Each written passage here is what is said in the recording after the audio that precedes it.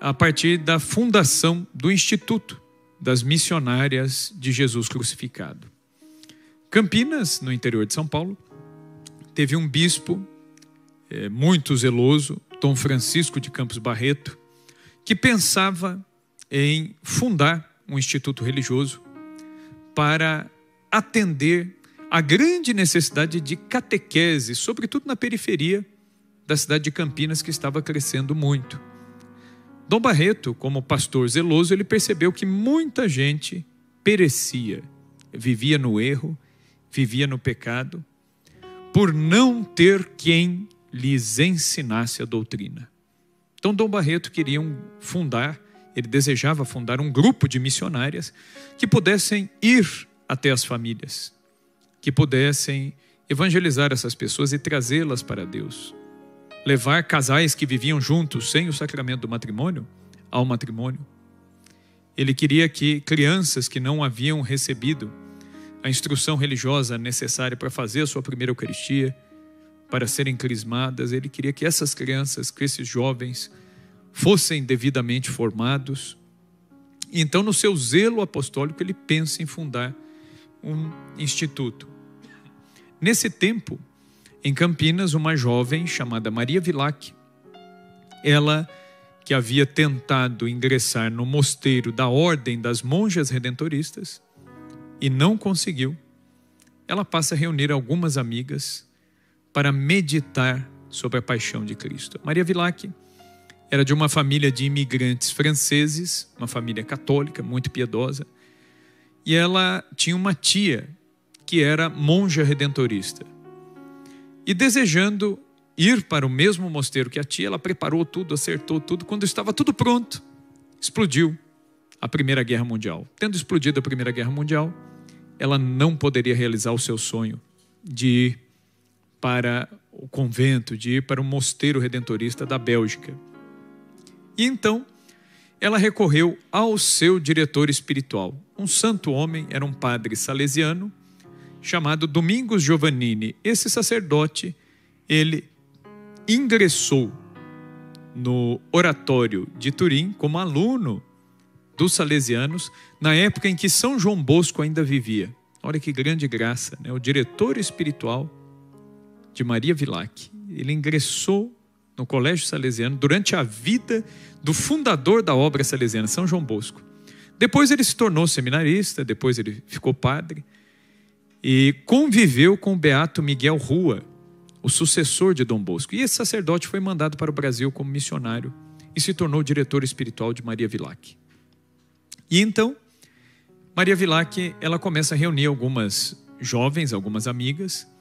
Elas rezavam a Via Sacra, meditavam a paixão de Cristo e começaram a fazer algumas obras de caridade, de assistência e de catequese na periferia de Campinas. E o padre Giovannini, diretor de Maria Vilac, ele disse: minha filha, você deve ir até o bispo e pedir a ele a bênção para a sua obra. E ela vai. E então, acontece que o padre Giovannini foi transferido e ele sugeriu a Maria Vilac, falou, para que a obra não morra, esse grupo das moças, esse trabalho apostólico que vocês fazem não morra, minha filha, vá até o bispo e peça para que ele se torne o diretor espiritual de vocês. E aí Dom Barreto fez a Maria Vilac a proposta de fundar um instituto, que seria o Instituto das Missionárias de Jesus Crucificado. Nessa época, havia chegado a Campinas uma jovem espanhola chamada Amália Guirre, que passou a frequentar a Catedral de Campinas. Ela conheceu o bispo, Dom Barreto, e Dom Barreto se tornou o diretor espiritual dela e percebeu que ali havia uma alma privilegiada, uma alma favorecida por Deus. A irmã Amália, ela, na véspera de sua primeira Eucaristia, ela havia visto Nossa Senhora pela primeira vez, uma aparição de Nossa Senhora. No dia da sua primeira Eucaristia, ela viu Jesus, que perguntou a ela: Amália, você quer ser minha? E ela disse que sim. Então, dali em diante, começa na vida da irmã Amália a presença especial de Jesus, esta eleição, esta escolha para uma missão que não era muito clara para ela até então. A família imigrou para o Brasil em busca de oportunidades de trabalho, vieram para a Bahia E depois, a jovem Amália, né, chega depois dos parentes. Por quê? A família veio antes que ela, e ela ficou na Espanha cuidando da avó. A irmã Amália nasceu na cidade de Riós, no dia 22 de julho de 1901, no dia de Santa Maria Madalena. E então, ela ficou cuidando da avó. Aos 15 anos, ela passa a sentir as dores da paixão de Cristo. Aos 17, ela de novo é visitada por Jesus, que renova a mesma pergunta da primeira Eucaristia: você quer ser minha? E ela vai dizer que sim. E ela entendeu que ela deveria ingressar na vida religiosa. Essa seria a sua vocação, seu chamado. E Jesus mesmo disse a ela que a queria como sua esposa. Ela vem ao Brasil, fica na Bahia um tempo com a família, depois tiveram de se mudar para Campinas, onde existiam outros parentes que já estavam trabalhando em Campinas. Então ela vem, passa a ser dirigida espiritualmente pelo bispo de Campinas, Dom Barreto, e quando soube da fundação do Instituto, ela pede para entrar nesse instituto. É interessante que ela buscou várias congregações, foi recusada em todas elas, e um dia ela se queixa a Jesus dentro da Catedral de Campinas, dizendo: Senhor, o Senhor me disse que me quer na vida religiosa, e eu bati a porta de todas as casas religiosas e todas me disseram não. Afinal de contas, o que o Senhor quer? E aí Nosso Senhor vai dizer a ela: minha filha, eu te quero num instituto que ainda não foi fundado, mas eu já inspirei, inclusive, o hábito desse instituto.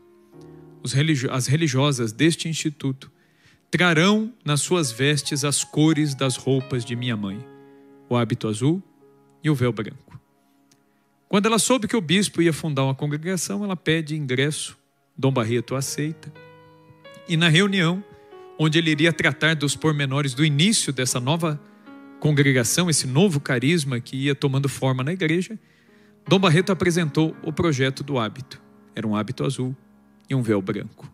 Para surpresa da irmã Amália, uma confirmação de que Nosso Senhor a queria ali. No dia 11 de maio de 1928, as primeiras religiosas professaram na Catedral de Campinas, vestiram o hábito. 3 meses depois, acontece a manifestação pública dos estigmas de irmã Amália. Durante uma missa na capela do Instituto, Dom Barreto estava celebrando, e então abrem-se os estigmas nas mãos, nos pés, na cabeça e na coxa e também nos joelhos. A partir daí, vários leigos que estavam nesta missa e religiosas, todos presenciaram este fenômeno dos estigmas que se abriram. Dom Barreto, então, deu uma ordem para que não saíssem contando o que haviam visto ali. Mas, assim como aconteceu com Jesus, que ao curar algumas pessoas pedia para que não dissessem nada a ninguém, e simplesmente as pessoas divulgavam e contavam mais ainda, isso também aconteceu em Campinas. E aí então, o bispo, na sua prudência, ele teve de proteger as suas religiosas, que foram fundadas para serem missionárias, mas de repente não podiam mais sair de casa, porque jornais do Brasil todo, fotógrafos, pessoas queriam pular os muros do convento para tentar fotografar a freira estigmatizada. E aí surge toda uma questão em torno, muita gente já a chamando de santa e etc e tal, e criou-se uma situação terrível. E o bispo de Campinas, então, ele vai a público, vai até a imprensa e ele tenta acalmar os ânimos, dizendo o seguinte: a religiosa que recebeu esses fenômenos é uma pessoa honesta, mas é uma pessoa normal, que vive a sua vida, vive os seus votos. Não podemos fazer nenhum alarde, né, em relação à santidade dela, etc e tal. E outra, esses fenômenos já aconteceram antes na vida da igreja, não é de agora. E então a situação se acalmou.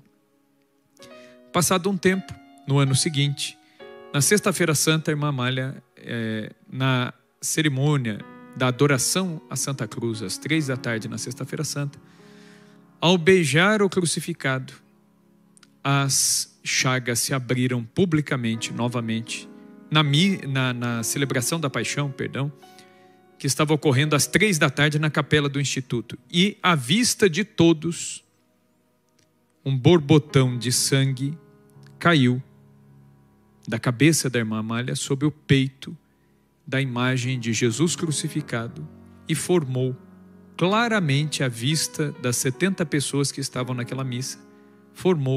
Naquela missa não, era uma celebração, não missa, né? Sexta-feira Santa. Formou-se o mapa do Brasil, sobre o coração de Jesus, sobre o peito de Jesus. E de novo, o burburinho toma conta de Campinas, os jornais e tudo mais, e o bispo diocesano tentando acalmar a situação. Quando tudo parecia tranquilo, no dia 8 de novembro de 1929, chega à porta do convento das Missionárias de Jesus Crucificado um parente da Madre Geral, um irmão dela, o irmão mais velho, chega chorando. Sua esposa, dias antes, havia passado mal, foi internada, e no hospital ela foi piorando muito rapidamente, e os médicos foram fazendo todo tipo de exames para descobrir o que se passava, e então descobriram que esta mulher tinha um tumor gravíssimo no cérebro, e ela estava completamente desenganada pelos médicos. E então, esse irmão da madre pede a ela orações. Ele tinha 4 filhos, a esposa estava grávida do 5º. A irmã Amália ouve aquele diálogo e ela pede então a madre se podia subir até a capela do Instituto para rezar. Diante do altar, ela abre os braços e se dirige a Jesus no sacrário.